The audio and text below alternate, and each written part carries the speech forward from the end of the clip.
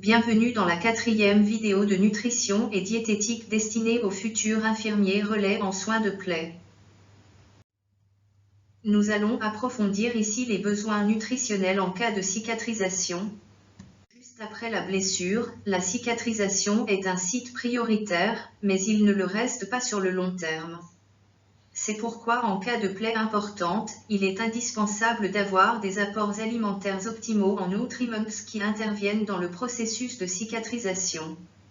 Donc, en protéines, en eau, en lipides, en cuivre, en vitamines B1, B5, A et C, en zinc et en fer. En ce qui concerne les protéines, on va les trouver principalement dans les viandes, volailles, poissons, œufs, produits laitiers et alternatives végétales. Attention que pour que les protéines soient bien utilisées comme protéines et non comme énergie, il est nécessaire d'avoir un apport alimentaire suffisant de glucides et de lipides. On trouvera des lipides dans les aliments gras, tels que viande grasse, fromage à pâte dure, pâtisserie, et dans les matières grasses visibles, comme l'huile, le beurre. La vitamine A se trouve principalement dans les produits laitiers gras et dans les poissons gras, morue. On trouve de la provitamine A, des caroténoïdes, dans les légumes, principalement ceux de couleur orange, carottes, melons, citrouilles. Dans le corps humain, la provitamine A se transforme en vitamine A.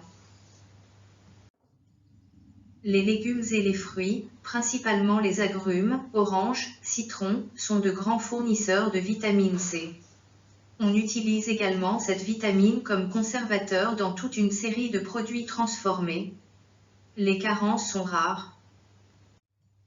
La vitamine B1, elle, va se trouver dans la levure de bière, les légumes secs, pois secs, lentilles, les noix, les graines. B5 presque partout.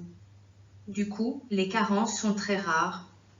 On en trouve beaucoup dans les abats, les champignons et les graines. Les principales sources de zinc sont les viandes, les poissons, les fruits de mer, mais aussi les champignons et les légumineuses.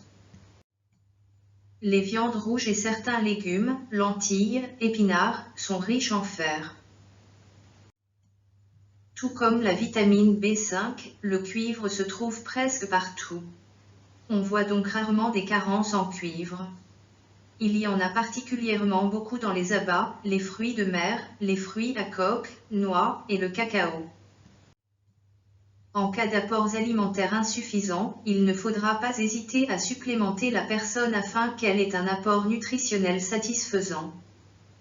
Pour ce faire, plusieurs options s'offrent à nous. Les supplémentations orales, cachets, les perfusions et les aliments enrichis.